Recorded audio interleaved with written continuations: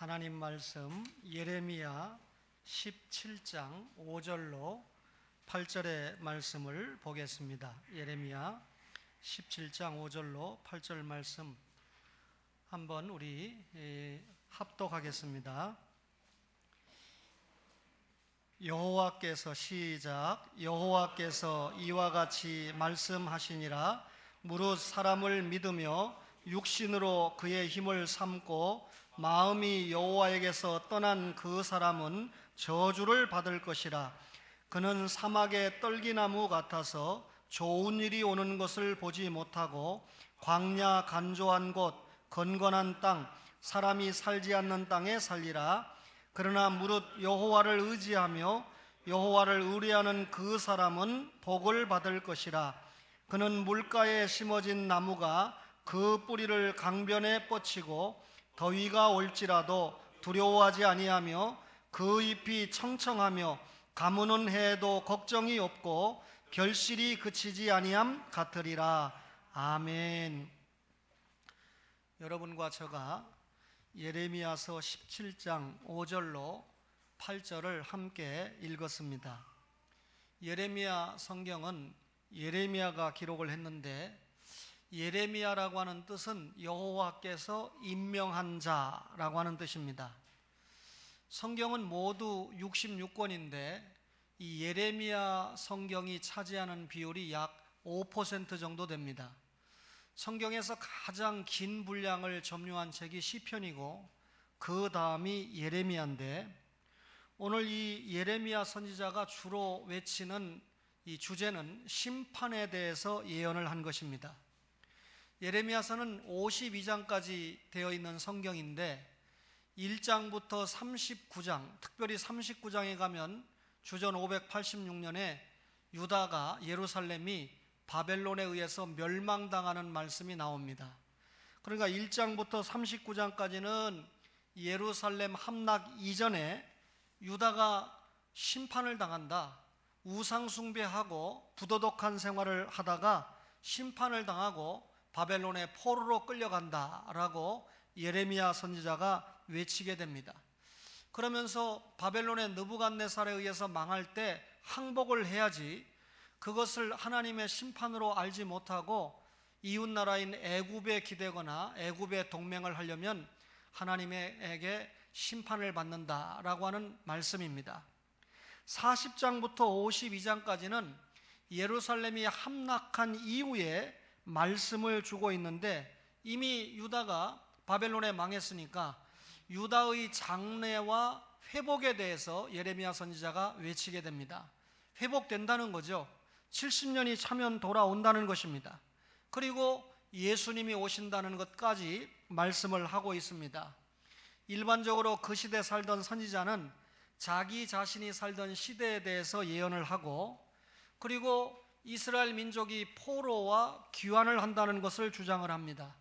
그리고 마침내 메시아 예수님이 오시고 그를 통해서 새 하늘 새 땅이 전개된다라고 하는 네 가지 주제를 가지고 선지자들이 말씀하는데 예레미야 성경을 읽어오면 선지자가 살고 있던 당대에 대해서 예언을 하고 그리고 말씀드린 대로 바벨론 포로 후에 귀환한다, 그리고 메시아 예수님이 오신다라는 것까지 예언을 하고 있는 성경이 예레미야라고 하는 성경입니다.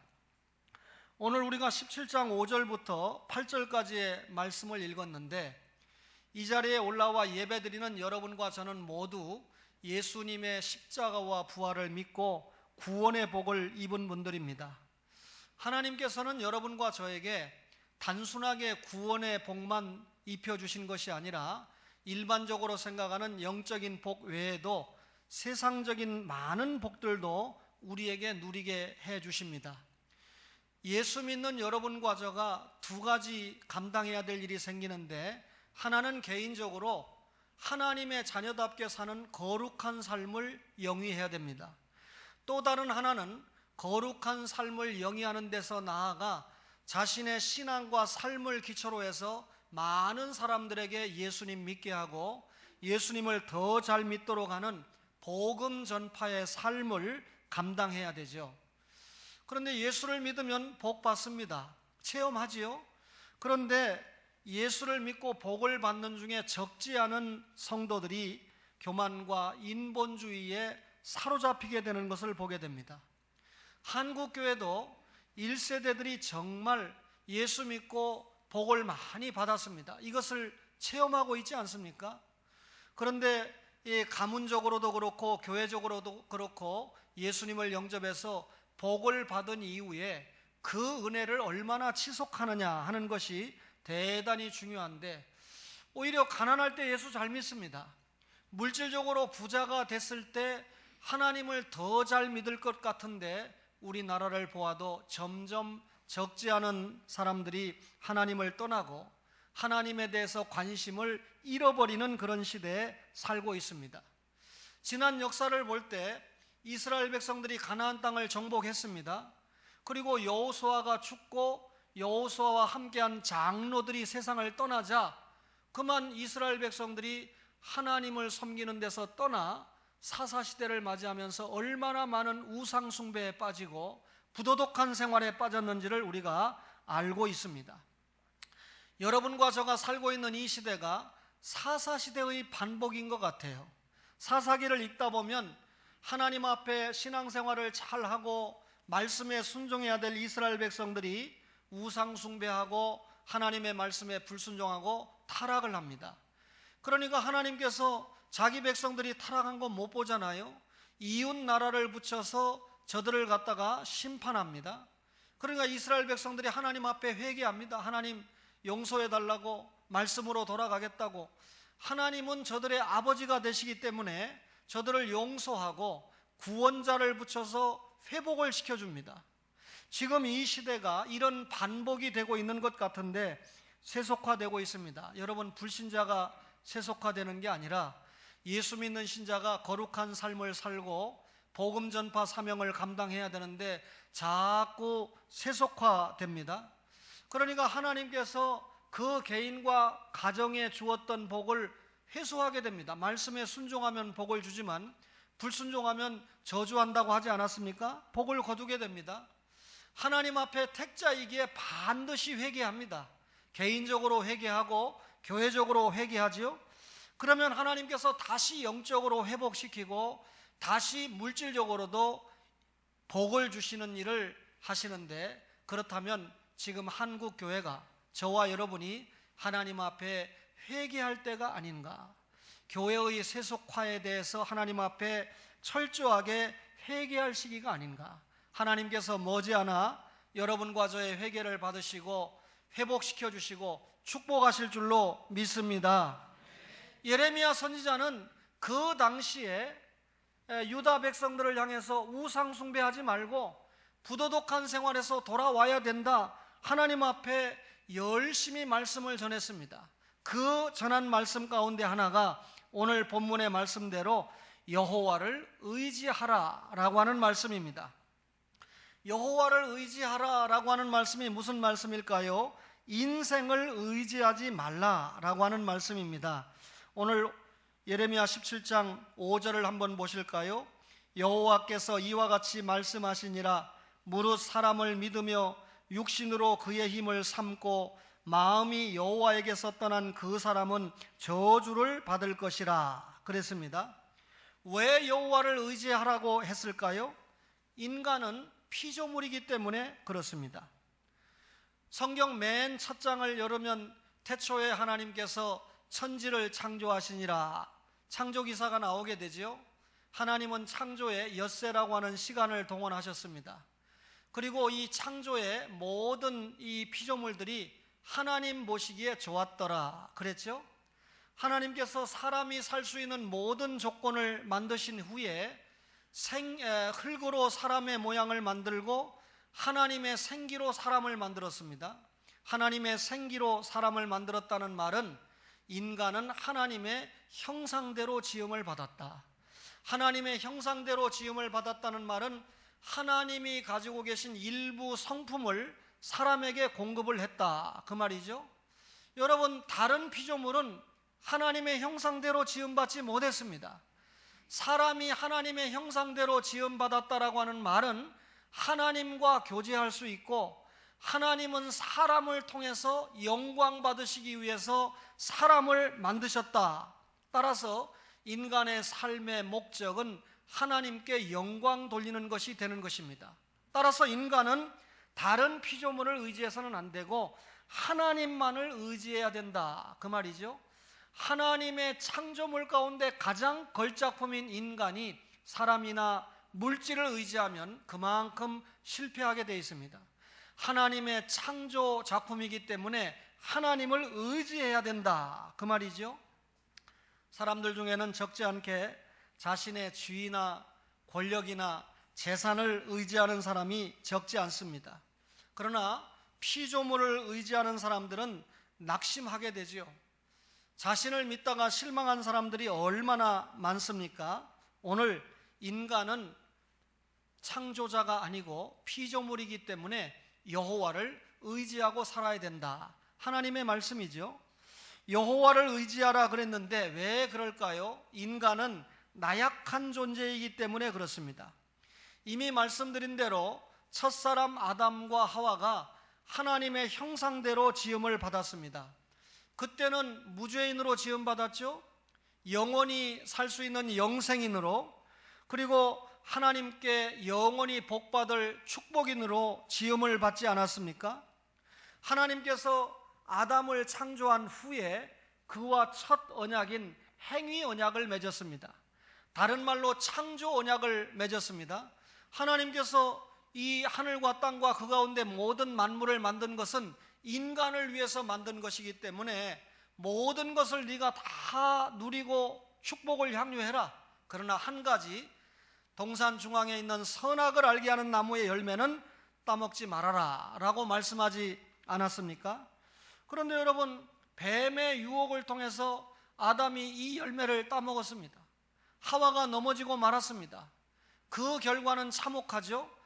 여러분, 이 에덴 동산에서 하나님의 나라의 일을 하며 무죄인 영생인으로 살아야 될 그들이 이제는 에덴 동산에서 추방을 당하고 죄에 싹쓴 사망이라고 하는 참담한 결과를 지게 되었습니다. 인간이 얼마나 연약합니까? 먹는 문제에 이기지 못합니다. 그리고 여러분, 보는 문제에 이기지 못합니다. 욕심의 문제를 극복하지 못합니다.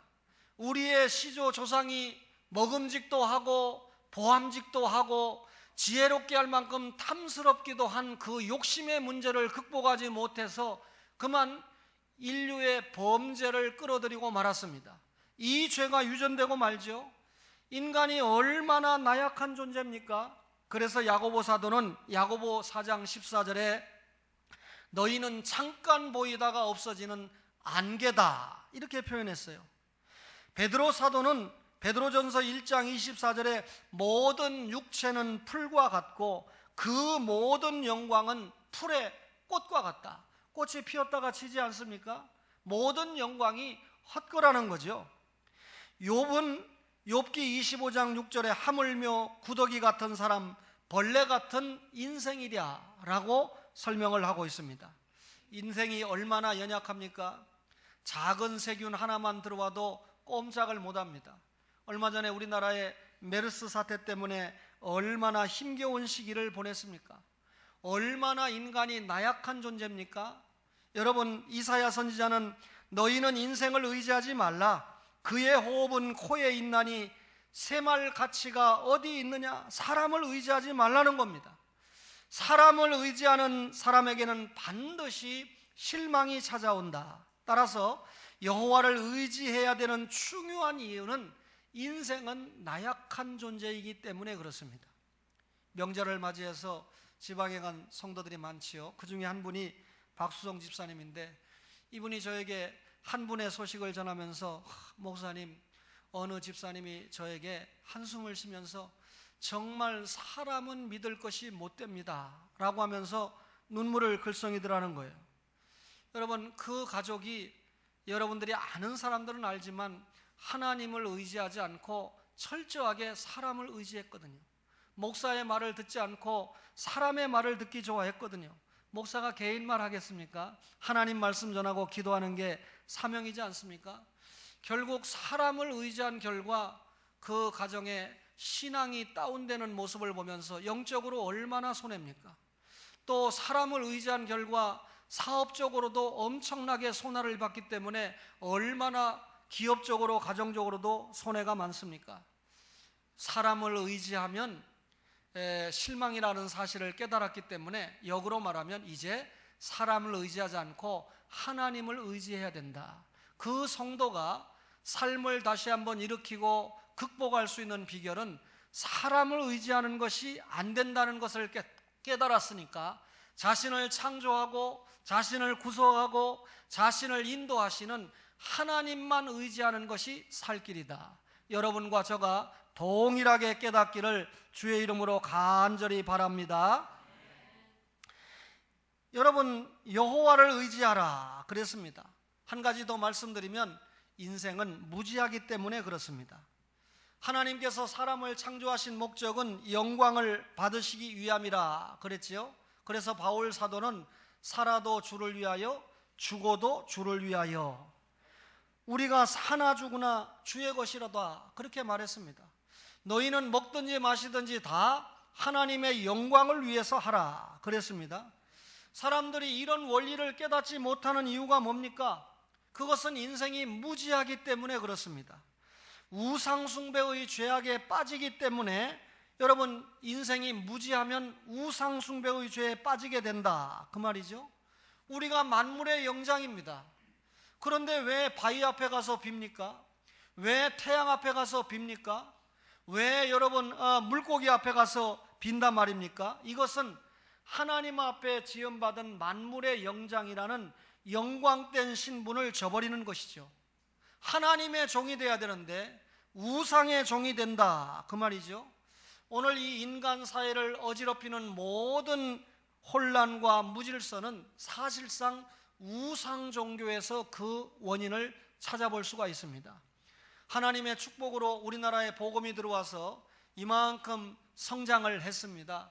여러분, 조국의 교회가 하나님 앞에 바로 서서 예배하는 민족으로, 기도하는 민족으로, 선교하는 민족으로 사명을 감당할 때 하나님께서 다시 한번 우리나라를 통해서 세계 선교를 이루어 갈 줄로 확실히 믿습니다. 제가 우리 교회에서 가장 믿음 없는 어린이가 누군가를 생각해 봤어요. 그랬더니 박선재 어린이가 가장 믿음이 없어요. 보니까 전전주에 선재가 안 보여서 어디 갔는가 조사를 해보니까 이 추석에는 많이 밀리니까 아마 가족들이 이 사초도 하고 벌초도 하고 그리고 아마 시제 같은 걸 드리려고 불신 가문이니까 모였던 것 같아요. 그런데 누나와 동생은 절대로 거기 안 따라간다. 나는 주일날이니까 교회 간다 하고 목숨을 걸고 왔거든요. 그런데 선재는 믿음이 없으니까 거기 따라간 거예요. 그런데 그 이후에 제가 보고를 받아보니까 선재가 한 30명이 넘는 어른들이 시제에 참석하는데 선재가 소리를 질렀다는 거예요. 그 광경을 보고 벌초할 때까지는 아무 말도 안 하고 있다가 절하는 모습을 보고 이 우상 앞에 절하면 다 망하는 겁니다. 우상 앞에 절하면 다 죽는 겁니다. 해가지고 완전히 어른들이 듣는데 이 아이가 꼬마가 소리를 치니까 때려주지도 못하고 그냥 귀엽게 받고 있는 거죠. 만약에 그 아버지가 우상 숭배하면 망합니다 그러면 족보에서 뺀다 소리 나왔을 거예요. 그래서 제가 지금 참 고민입니다. 이런 경우에 이 선지 어린이를 선교사로 파송을 해야 되느냐 앞으로 말아야 되느냐 굉장히 심각한 고민을 하고 있는데, 여러분 오늘 조상에게 절하는 사람이 얼마나 많겠습니까? 우리도 지방에 가신 분들이 꽤 있는데 아마 가까이에 있는 교회 가서 예배를 드리고 있다, 저는 그렇게 확실하게 믿고 있습니다. 또 다녀오면 목사가 이렇게 물어보면 양심에 찔린 대답을 못하죠. 또 표정을 딱 보면 알죠. 여러분, 살아계실 때 아버지 어머니에게 효도를 해야 됩니다. 그렇죠? 여러분들 여기 오늘 제가 사실 여기 보면 각본에 다 써놨는데 우리 황우여 장로님이 예배 시간 딱 시작했을 때 그 순간에 지가 하나가 들어오셔서 들어오신 다음에 제가 고칠 시간이 없죠. 황 장로님 어머니 유숙화 권사님하고 여러 대화를 했습니다. 아들을 어떻게 성장시키고 칠남매의 장남으로 어떻게 아들이 수고를 하고 이런 말씀을 다 하다가 지금도 바쁜데도 우리 아들이 자주 어머니와 아버지를 찾아뵈러 온다. 사실 우리는 당연한 것 같지만 시간이 없는 분이거든요. 잘 아시지 않습니까? 1인 몇 역을 감당해야 되니까. 근데 그 어머니는 그 아들이 찾아오는 그 자체를 얼마나 행복하게 생각하시는지 몰라요. 황 장로님이 아무리 국제적인 효자라고 하셔도 그 어머니가 돌아가시면 제사 안 지내는 줄로 믿습니다. 무슨 말인지 알죠? 살아계실 때 효도해야 돼요. 여러분, 이 돌아가시고 난 다음에 제사를 드리는 사람들의 심리 가운데는 우리 조상님들에게 절하지 않으면 우리 가문에 화가 미칠 거다. 여러분, 조상님들이 다 배고프게 살았어요. 여러분의 조상님들이나 제 조상님들이 같지 않습니까? 얼마나 잘 못 살았으면 일본에게 유린당하고 여러분 춘궁기를 겪고 새마을운동이 없으면 극복하기 어려웠던 기가 막힌 시대를 통과하지 않았습니까? 자기 먹는 것도 해결 못하고 돌아가신 조상님들인데 그분들한테 빌면 그분들이 뭘 주신다는 말입니까? 여러분, 심리적으로 조상들에게 절하지 않으면 조상들이 노할 거다, 복을 못 받는다. 아닙니다.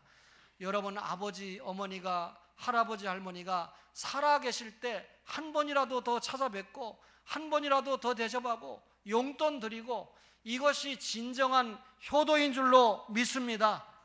인간은 무지하기 때문에 여호와를 의지해야 됩니다. 오늘 본문에 여호와를 의지하라 그랬지요. 예레미야 17장 7절에 보니까 그러나 무릇 여호와를 의지하며 여호와를 의뢰하는 그 사람은 복을 받을 것이라 그랬습니다. 왜 여호와를 의지하라고 그랬습니까? 신앙이 깊은 사람이 되기 때문에 그렇습니다. 여러분과 저가 예수 믿고 구원받았죠? 구원받은 자체가 엄청난 축복인 거 알고 있지 않습니까? 그렇다면 구원받았기 때문에 성도의 삶의 자세는 하나님 앞에 믿음과 감사하는 모습으로 일관되게 살아가야 된다는 거죠. 그럼에도 예수 믿고 지속적으로 여호와를 의지하는 사람들 많지 않습니다. 사람들이 현실에 만족하고 안주하는 경향을 많이 보이게 됩니다. 여러분, 축복을 많이 받았습니다. 부자가 됐습니다. 권세를 얻었습니다. 그런데 그 영광에 취해버립니다. 역경에 처한 사람들도 하나님 앞에 더 매달려야 되는데 주변에 나를 도와줄 사람이 없는가 라고 찾아보면서 하나님을 의지하려고 하는 모습을 보이지 않습니다. 사람을 의지하는 사람은 자신이 가지고 있는 것들을 의지하기 좋아합니다. 내가 가지고 있는 힘으로, 내가 가지고 있는 은사로 얼마든지 이 세상을 살아갈 수 있다 착각하지요. 그래서 입으로는 하나님을 말합니다. 우리 할아버지 때 예수님을 믿었다. 우리 아버지 때부터 예수님을 믿었다. 나는 비록 이렇게 평신도로 살아가지만 우리 아버지는 장로님이고 목사님이었다. 입으로는 하나님을 말합니다. 그런데 실제로는 그 생활을 보면 자기 자신을 믿고 혈육과 권력과 건강과 능력을 믿고 있는 것을 봅니다. 여러분, 하나님을 믿지 않고 자신이 가진 것을 믿으니까 당연히 기도하지 않죠. 예수를 잘 믿어야 되는데도 불구하고 그렇지 못하니까 자꾸 하나님에게서 떠나게 됩니다. 사람이 자기 자신을 포함해서 다른 사람을 자꾸 믿으면 믿을수록 하나님을 떠나게 됩니다. 그러나 성령을 통해서 거듭난 사람은 하나님을 의지하게 되어 있지요. 여호와 하나님께만 소망을 두게 되어 있습니다. 성령 받고 구원받은 사람은 날마다 하나님께 깊은 관심을 가지게 되어 있지 않습니까? 여러분, 하나님을 사랑하고 말씀대로 살면 하나님께서 복을 주신다고 한 것이 약속이지 않습니까? 이런 삶의 태도를 가진 사람은 신앙이 깊어질 수밖에 없다 그 말이죠. 하나님이 은혜를 주십니다. 하나님이 복을 주십니다. 그럼에도 불구하고 하나님이 주신 은혜와 그 복을 의지하지 않고 하나님 자신을 의지하면서 살아간다 그 말이죠. 예수 믿고 하나님 앞에 물질의 복을 받았다고 물질을 의지하면 결국 하나님을 떠나는 거죠. 예수 믿고 하나님께서 권력을 주고 건강을 주셨다고 해서 자신의 건강과 권력을 믿고 산다면 그만큼 하나님과 멀어지는 것 아니겠습니까? 어제 제가 황 장로님 사무실에 가서 예배를 인도했기 때문에 원고에 제가 써놨거든요. 근데 어제 제가 설교하면서 이런 예화를 했습니다. 우리 장로님이 장남으로서 그때 어려울 때잖아요. 아버지가 공무원이셨는데 청백리 공무원이었으니까 너무 가난했잖아요. 옛날에 선생님들이나 경찰이나 공무원들은 참 가난했거든요. 근데 자녀가 7이니까 그 어머니의 고생은 뭐 이루 말할 수 없는 거 아니겠습니까? 더군다나 부정하지 않고 청백리셨으니까.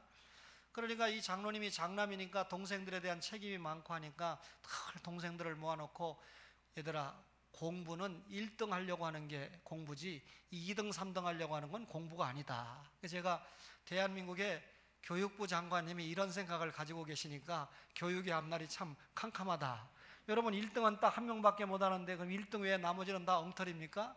거기까지 들으면 큰일 나죠.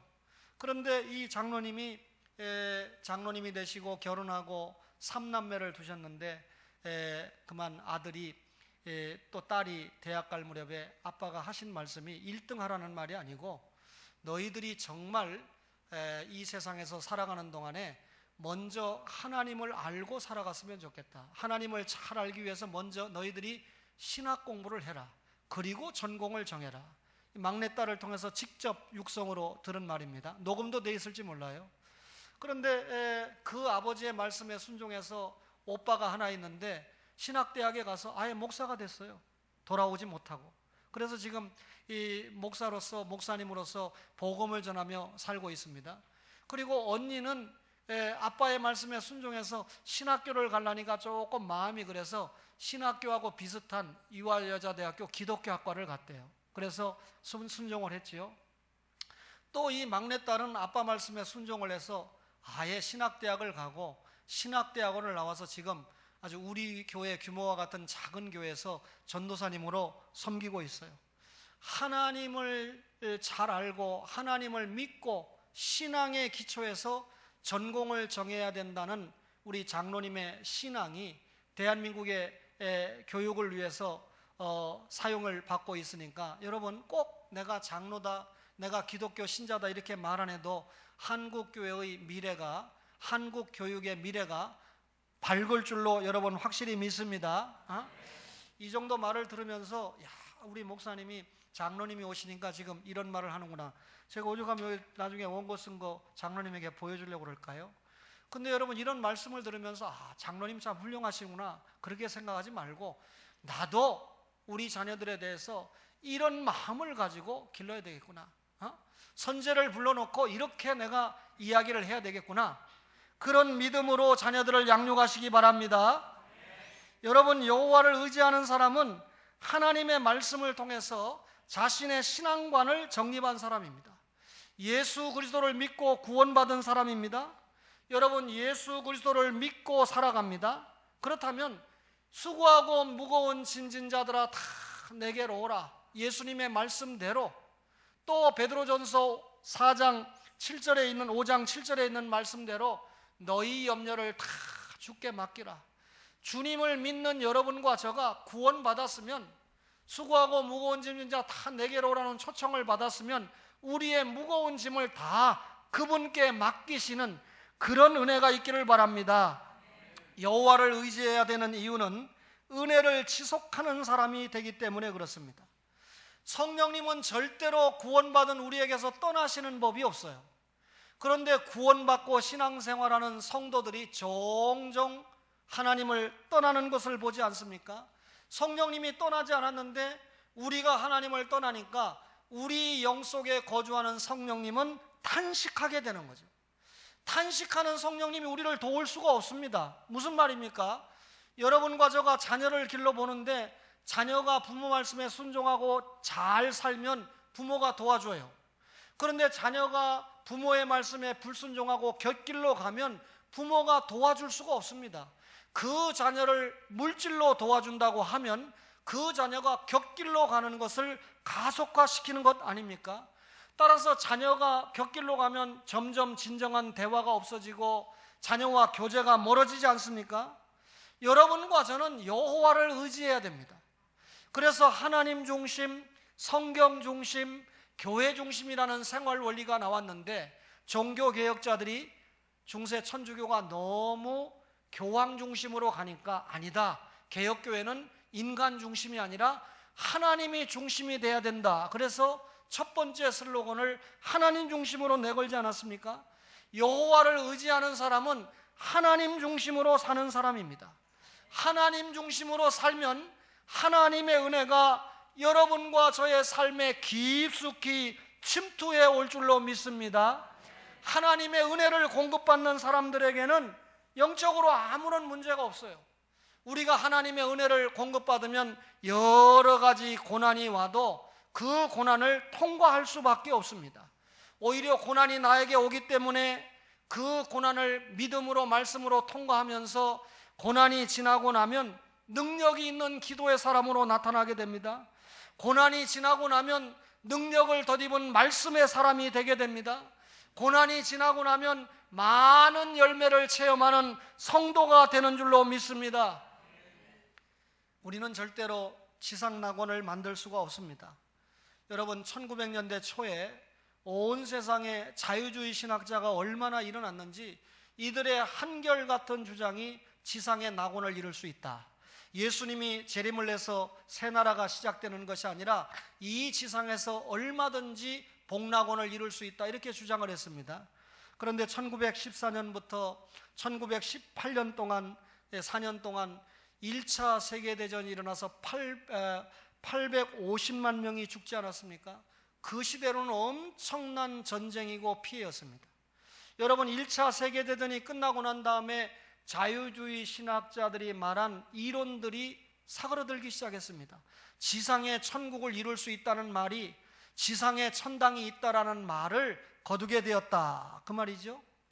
2차 세계대전이 1939년에 일어나서 1945년에 끝나게 되는데 7,800만 명이 죽게 됩니다. 2차 세계대전이 끝난 이후에 우리는 귀중한 교훈을 얻죠. 일본의 군국주의가 결국 하나님의 심판을 받는다라고 하는 철저한 교훈을 우리가 받지 않습니까? 절대로 지상의 낙원이 이루어질 수가 없습니다. 우리는 사람을 의지해서는 안 되고 하나님을 의지하고 살아야 된다, 그 말이죠. 여호와를 의지하는 사람은 사람을 의지하지 않고 하나님을 의지합니다. 땅을 쳐다보지 않고 하늘을 쳐다봅니다. 우상을 바라보지 않고 하나님을 앙망하는 사람입니다. 오늘 본문의 말씀을 읽고 마치려고 합니다. 6절에 보니까 그는 사막의 떨기나무 같아서 그랬습니다. 사막의 떨기나무, 하나님을 떠난 사람을 비유한 것입니다. 사막의 떨기나무, 어떤 말입니까? 전혀 쓸모없는 나무이지 않습니까? 하나님을 떠난 사람은 사막의 떨기나무와 같이 열매를 맺지 못하고 저주를 받아서 비참한 생활을 한다, 그 말이죠. 그러나 여호와를 의지하는 사람, 7절에 보니까 복을 받는다고 그랬죠. 어떤 복입니까? 8절에 물가에 심어진 나무와 같다 그랬습니다. 그 나무는 뿌리를 강변에 뻗쳤다. 뿌리를 강변에 뻗쳤다라는 말이 무슨 말입니까? 여러분, 이 성도는 하나님을 의지하니까 날마다 하나님의 말씀을, 이 뿌리가 물을 공급받는 것처럼 하나님의 말씀을 묵상하고 공급받으며 산다, 그 말입니다. 더위가 올지라도 두려워하지 않는다. 그 입이 청청하다. 가무는 해도 걱정이 없다. 무슨 말입니까? 물가에 뿌리를 내렸기 때문에 어떤 역경, 태풍이라든지 가뭄이라든지 어떤 역경이 와도 이 나무는 헤쳐나간다는 말입니다. 하나님의 말씀에 뿌리를 들고 사는 성도는 어떤 역경과 고난이 와도 헤쳐나간다는 말이죠. 마지막에 뭐라고 그랬습니까? 결실이 그치지 않는다 그랬습니다. 우리가 여러분 하나님의 말씀 속에서 고난과 역경을 이기고 열매를 얻을 때 결실을 얻는다, 무슨 말입니까? 하나님을 사랑할 수 있고 이웃을 사랑할 수 있는 축복을 받는다, 그 말이죠. 하나님을 사랑하지 못하고 다음으로 이웃 사람들에게 혜택과 사랑을 주지 못하는 성도는 하나님께 받은 결실을 논할 자격이 없습니다. 여러분과 저가 어떻게 하나님을 사랑하고 특별히 이웃을 사랑해야 됩니까? 저는 여러분을 위해서 목숨을 내놓고 말씀을 전하고 기도하는 것이 여러분을 사랑하는 것입니다. 여러분은 어떻게 됩니까? 말씀을 받고 여러분의 가정에서, 여러분의 직장에서, 여러분 경제를 합니까? 경제 활동을 통해서, 정치를 하십니까? 정치 활동을 통해서 이웃 많은 사람들에게 혜택을 주어야 됩니다. 사랑하는 초원의 가족 여러분, 우리가 불과 2달 만에 신장 수술을 한 김동조 목사님을 위해서 헌금을 했습니다. 또 지금 일어나지 못하고 있는 최병식 집사님을 위해서도 우리가 헌금을 했습니다. 지난 주간에는 우리가 암으로 오늘 내일 말기 투병 생활을 하고 있는 우리 시찰의 최성원 목사님을 위해서도 특별 헌금을 했습니다. 한 성도도 불평하지 않고 제가 생각할 때 적지 않은 연보를 전할 수 있는 우리 교회가 얼마나 감사하고 행복한지 모릅니다. 엊그저께 최 목사님을 찾아갔더니 우리가 2차례 아닙니까? 벌써 목사님 폐를 끼쳐서 죄송합니다. 46세죠. 아직도 제가 주님의 일을 한참 감당을 해야 되는데 전전주까지는 교회에 가서 전도사님이 설교하고 목사님이 겨우 자신과 함께하는 성도들을 위해서 축도까지는 했답니다. 그러나 전전주부터는 이제 그나마 가지 못하고 있어요. 보니까 주님을 맞을 준비를 하고 있더라고요. 역시 목사다운 믿음을 보여서 제가 감사한 마음이 들었습니다. 군포 지샘병원은 말기 암 환자들이 있는 병원인데 이원조 목사님이 그런 모습을 보였고, 아직 생존해 있지만 최성훈 목사님이 그런 모습을 보이고 있는데, 자신은 떠나지만 두고 가는 교회, 월세가 110만 원이래요. 영종도에. 또 두고 가는 가족들을 얼마나 염려하는 마음이 있겠습니까? 사랑하는 초원의 가족 여러분, 계속해서 하나님께 영광 돌리고 이웃에게 혜택을 줄 수 있는 열매를 많이 맺는 그런 은혜가 있기를 주님의 이름으로 축원합니다.